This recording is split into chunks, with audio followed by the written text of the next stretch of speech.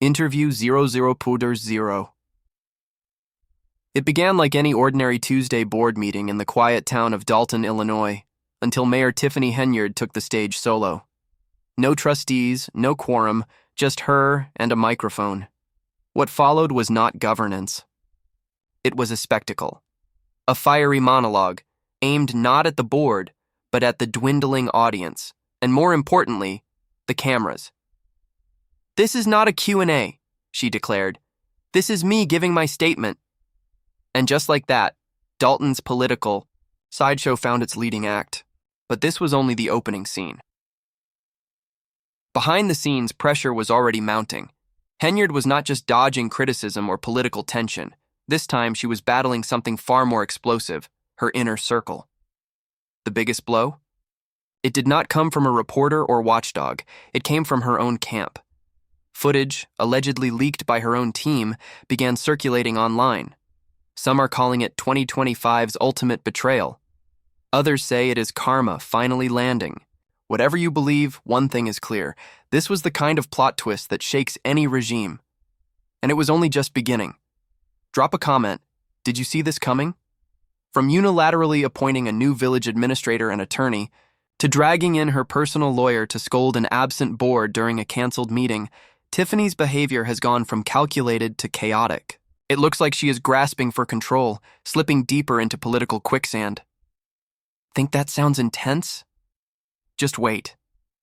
As Tiffany's grip weakens, the Illinois Attorney General has stepped in. Kwame Raoul's office found Dalton guilty of violating the Open Meetings Act twice under her leadership. The reason? Village Hall morphed into a near fortress, locked doors, limited seating, public barred. Her justification? A scribbled letter in blue marker calling her and her mother losers. Yes, seriously, blue marker. And here's the kicker. The letter came after the meeting had already happened. The Attorney General's office saw right through it. They dismissed it as an extreme and unjustified reaction. But that pretty much sums up Henyard's entire run. Excessive, erratic, expensive. Speaking of expensive, brace yourself. Investigators finally secured her township credit card records after months of stonewalling. What did they find? A jaw-dropping $67,000 in travel expenses in just 5 months. And that is just from the township. Combine that with Dalton's expenses, and the total soars past $100,000, all under the guise of conference travel. First-class seats in 5-star hotels, because apparently that is how Tiffany defines public service. And then there is Keith Freeman, her former right-hand man. He knew everything. When she suspected he was talking to the feds, she moved to fire him fast. But here is the twist. The board never approved it. So while Tiffany stacked the deck with her picks, Freeman technically remains village administrator. Still inside, still watching, still dangerous. Word is, Keith has receipts, real evidence that cannot be buried. Rumors suggest he cut a deal with federal agents, which may explain Tiffany's rushed attempt to oust him. But as usual, her plan failed. Put yourself in Keith's shoes. Would you stay quiet? Now here is the twist. Keith is not clean either. He is facing charges for bankruptcy fraud and for targeting staff who would not toe Tiffany's line. And instead of shielding him, she threw him under the bus. A classic self-preservation move, except it backfired. The moment she betrayed him, he turned. Now 3 lawsuits have hit her administration. One employee says she was terminated for refusing to be a yes woman. Another claims Tiffany sabotaged his business license for shady reasons. And then there is Dwayne Thrash, the former maintenance manager. He alleges he was forced out for refusing to help swap out a school board attorney for someone more compliant. He is now suing too, alleging constitutional violations and wrongful termination. Do you see the pattern yet? Tiffany's reign has transformed Dalton into a revolving door of lawsuits and scandals. Every few weeks, a new betrayal, a new accusation. And now the villagers? They are done watching in silence, including someone no one saw coming. Carmen Carrile. Carrile, once a staunch ally on the Thornton Township Board, broke her silence with a bang. "I'm speaking out," she said. Because I believe Henyard has engaged in unethical and predatory behavior. She did not whisper it. She went public, on the record, and she was not done. Carelli claimed Tiffany manipulated employees, vendors, and residents alike, all to maintain a facade of power, a false image of success propped up by the very taxpayers, now demanding answers. And honestly, she might be telling the truth, because now Tiffany's own words are turning on her. In a recent outburst, Henyard told a crowd, "That's what all the hate is about. Your super mayor became too powerful too quick. It would be laughable if it were not so chilling. Let me know. Do you think she really believes her own hype?" And here is the twist. Tiffany did not just deny Carelli's claims. She mocked her. She nicknamed her Lion Carelli and brushed off the betrayal like high school drama. But in doing so, she revealed more than she hid. She admitted, indirectly, that Carmen had been there all along. In the rooms, at the meetings, hearing everything, seeing what was not meant for public eyes. Carelli even recounted a moment when Tiffany pressured her to lie about a shady foundation scandal, trying to pin it on someone else. Carmen refused. That was the turning point. One staffer says she was fired for refusing to participate in cover-ups. Another alleges Tiffany blocked his license over personal vendettas. And then there is Dwayne Thrash again, pushed out for not playing her political games. He is now suing for wrongful termination and constitutional violations. The pattern is undeniable. Henyard's office has become a legal merry-go-round, one scandal after another, one betrayal after the next. But instead of cleaning up the mess, all we get is spin, damage control, more drama. Yet the hardest hit did not come from news reports or legal filings. It came from within. Carmen Carelli, once a trusted confidant, now stands firmly against Henyard. Her statement? "I'm speaking out because I believe Henyard has engaged in unethical and predatory behavior." Carmen was clear. She accused Tiffany of manipulating the very structure of governance to fabricate an illusion of success, all while residents footed the bill. And now, the people of Dalton are no longer whispering. At a recent meeting, as Tiffany launched into another tirade, one resident interrupted with a brutal truth. "The residents already know you're stealing from them." The room went silent. But Tiffany did not blink. Instead, she leaned harder into the delusion, claiming divine purpose and calling herself rare and unique. It was surreal, like watching someone cling to a fantasy that no longer exists. This is not leadership. This is denial in its purest form. So where does that leave us now? Federal investigators are laser-focused on Dalton.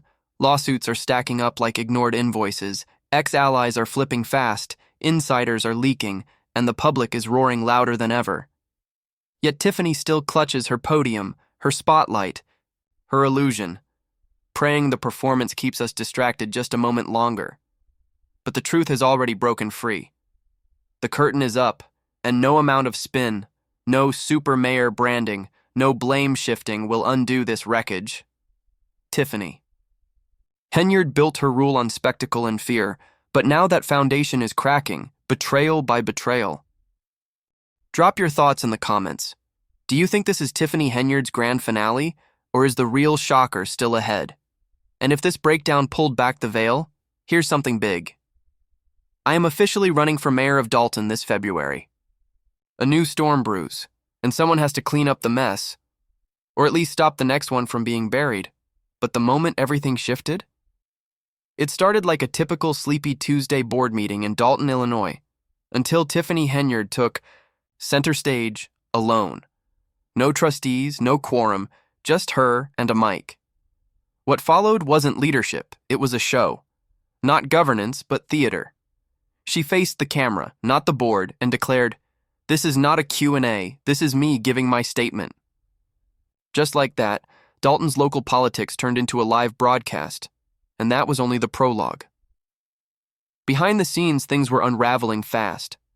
Henyard wasn't just facing bad headlines, she was under siege from the inside. The most explosive blow didn't come from a journalist or watchdog, it came from within her own circle. Video footage, allegedly leaked by her own team, exploded online. Some called it the biggest betrayal of 2025. Others just called it karma. Either way, it was the kind of twist that rocks the core of any political machine, and it was just the opening salvo. Did you see this coming? Let me know below. From bypassing trustee approval, to appoint her own village attorney and administrator, to ambushing absent trustees with her private lawyer in a canceled meeting, Tiffany's choices have turned erratic, desperate, even unstable. It feels like she's gripping power as it slips through her hands like wet sand in a storm. And if that sounds dramatic, buckle up. Because now, the Illinois Attorney General is in the mix.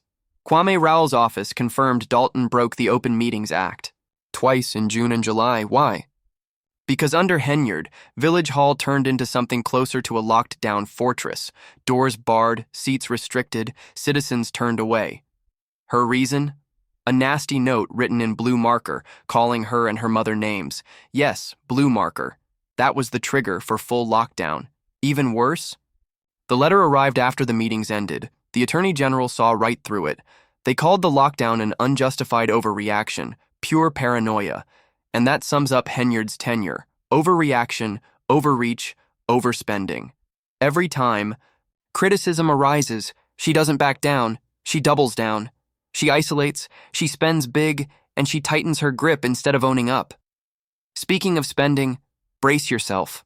After endless delays, investigators finally got their hands on Henyard's township credit card records. What they found? A staggering $67,000 in travel expenses over just 5 months. And that's only for the township. Add the village of Dalton charges, and the total skyrockets past $100,000. Henyard claims it was all for conferences. But really, who needs 5-star hotels and first-class flights to serve the public? Now let's bring Keith Freeman into the spotlight. Tiffany's former right-hand man. He knew everything. And when she caught wind he might be working with the FBI, she tried to cut him loose. But here's the twist. The board never approved his removal. So while Tiffany made sketchy appointments, Keith technically remained administrator. Meaning, he still had access. And rumor has it, he's holding the receipts, the kind that speak for themselves. But Freeman isn't some saintly whistleblower. He's under heat too, for bankruptcy fraud, retaliation, and more. Still, Henyard, once his protector, turned on him. She tossed him under the bus. Classic power play, but it blew up in her face. The betrayal lit a fuse. Freeman flipped. And now 3 separate lawsuits are slamming her administration, each one adding fuel to a growing narrative of dysfunction, corruption, and cover-ups. And the most chilling part? Carmen might actually be telling the truth. Because Henyard's own. Words are starting to reveal more than she intends. At one of her most unhinged public addresses, she said, "That's what all the hate is about. Your super mayor became too powerful too quick." Sounds absurd, until you realize it's not just delusion. It is a glimpse into someone losing touch with reality. So tell me, does she truly believe this myth? Or is she trying to convince herself? And now, the madness peaks. Tiffany didn't just deny Carmen's accusations. She laughed at them. She gave her the nickname Lion Karile and dismissed it all as high school nonsense. But in doing so, she admitted something deeper. Carmen was in the inner circle. She saw the playbook. She heard the whispers. She was even asked to lie about a shady foundation scandal, and she refused. That refusal blew the whole thing apart. The silence in Dalton? It is shattering. People are no longer afraid to speak up. At a recent meeting in the middle of Tiffany's tirade, a resident interrupted and said flatly, "The people already know you're stealing from them." The tension was suffocating. But Tiffany didn't flinch. She dug in deeper, claimed she was chosen, called herself rare and unique. It was like watching a performance for a crowd that had already walked out. This is not leadership. It's a breakdown playing out in public. So, where are we now? In the eye of a political firestorm, federal heat on Dalton, lawsuits piling high, former allies turning against each other, and insiders leaking secrets daily. Meanwhile, the public is done staying quiet. They're angry, awake, and demanding answers. And still, Henyard clings to her stage, her script, her fantasy. convinced that the spotlight will shield her from the truth. But the truth? It is already out. The act is over. No spin can put this story back in the bottle. No super mayor branding, no staged pressers, no scapegoats will undo what's been revealed. Tiffany Henyard built her empire on manipulation, fear, and illusion. But now, that illusion is shattering, crumbling under her own missteps, one betrayal at a time. So here is the big question. Do you think this is the final chapter in the Tiffany Henyard saga? Or is there a twist lurking just ahead? Drop your thoughts below. And if this deep dive opened your eyes to the chaos beneath the surface, be sure to like, subscribe, and stick around. Because this story, it's far from finished.